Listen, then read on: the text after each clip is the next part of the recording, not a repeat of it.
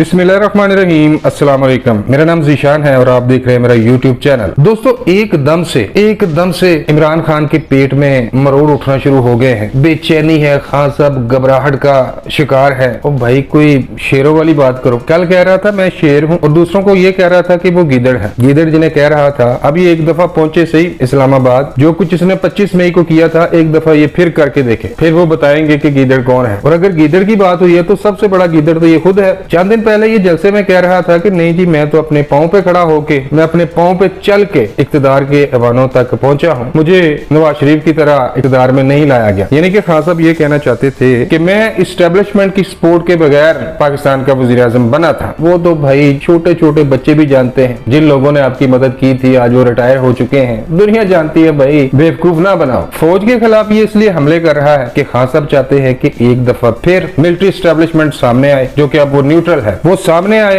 मुझे एक दफा फिर उठाए, अपने कंधों पे बैठाए और इक्तदार के ऐवानों तक ले आए। लेकिन भाई वो भी अब पछता रहे हैं। खान साहब की घबराहट, खान साहब की बेचैनी की असल वजूहात क्या है, इस बारे में आज की वीडियो में हम बात करेंगे। इससे पहले एक और खबर भी है, वो भी आपको बताते चलें कि बनी गाला में खान साहब और पार्टी के जो सीनियर रहनुमा हैं, जिनमें परवेज खटक है, जिनमें शाह महमूद कुरैशी साहब हैं, जिनमें फवाद चौधरी साहब हैं, को 15-20 सीनियर जो पार्टी रहनुमा हैं, उनके साथ खान साहब की अच्छी खासी मुंहमारी हुई है। चंद दिन पहले खान साहब ने जब अपनी पार्लिमानी पार्टी का इजलास बुलाया था पंजाब हाउस में, उसमें खान साहब ने अपने करीबी साथियों की तरफ इशारा करते हुए ये कहा था कि मेरी गैर मौजूदगी में ये एस्टेब्लिशमेंट के साथ मिलते हैं। तो बनीगाला में मीटिंग हुई लॉन्ग मार्च के सिलसिले में कि कैसे लॉन्ग मार्च को कामयाब बनाना है। पहले तो उन्होंने इसे पकड़ लिया वहां पे कि भाई कौन सा लॉन्ग मार्च। आप जलसों में जाके ये कहते हो, लोगों को ये बता रहे हो कि मेरे साथ जो मेरे साथी हैं वो मुझसे गद्दारी कर रहे हैं। कौन सी गद्दारी की है हमने आपसे? तो अच्छी खासी इनकी बहस हुई है उधर। और सुनने में तो ये आ रहा है कि खान साहब से उन्होंने कहा है कि हमसे माफी मांगो, नहीं तो हम आपका साथ छोड़ रहे हैं। तो परवेज खटक साहब, शाह महमूद कुरैशी साहब या फिर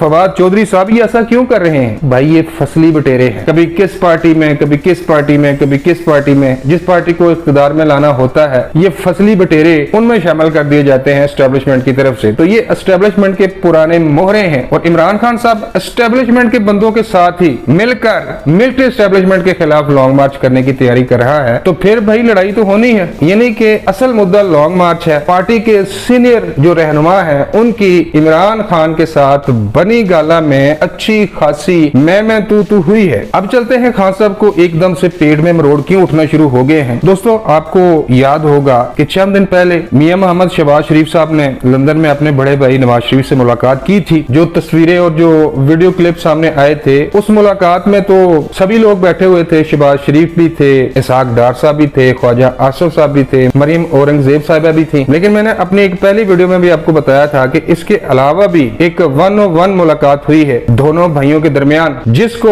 मुस्लिम लीग नून की जानब से छुपाया जा रहा है। अब इस हवाले से एक ब्रेकिंग न्यूज में आपको देने वाला हूँ। उस मुलाकात में पाकिस्तान का जो आइंदा आर्मी चीफ है उसका फैसला हो गया है और एकदम से जो इमरान खान ने लॉन्ग मार्च करने की कॉल दी है, इसके पीछे असल वजह यह है कि नवाज शरीफ साहब ने आर्मी के जो सबसे सीनियर जनरल हैं, जनरल आसिम मुनीर साहब, जिनका तकरीबन मैं एक माह पहले आपको बता चुका हूं, उनका नाम फाइनल हुआ है। जनरल आसिम मुनीर से खान साहब इतने खौफजदा क्यों है, थोड़ी सी आपको ये कहानी भी सुनाता चलूं। सुना तो मैं पहले भी चुका हूं अपनी एक वीडियो में, लेकिन एक दफा फिर आपको बता देता हूं कि जनरल आसिम मुनीर साहब से इमरान खान नियाजी साहब को इतना खौफ आखिर क्यों है। तो वजह यह है कि जब इमरान खान के दौर में जनरल आसिम मुनीर साहब ISI के चीफ थे, तो इस दौर में पिंकी पीरनी, फरा गोगी और एक बहुत बड़े प्रॉपर्टी डीलर हैं पाकिस्तान के, अपने जहाज भी हैं उनके, ठीक है जी, समझ गए होंगे आप। और साथ में ये जो वसीम अकरम प्लस थे, बुजदार साहब, ये 4-5 बंदे मिलकर पंजाब को दोनों हाथों से लूट रहे थे। जमीनों पे कब्जे किए जा रहे थे। जमीनों को पिंकी पीरनी और फरा गोगी के नाम अलाट किया जा रहा था। तो चूंकि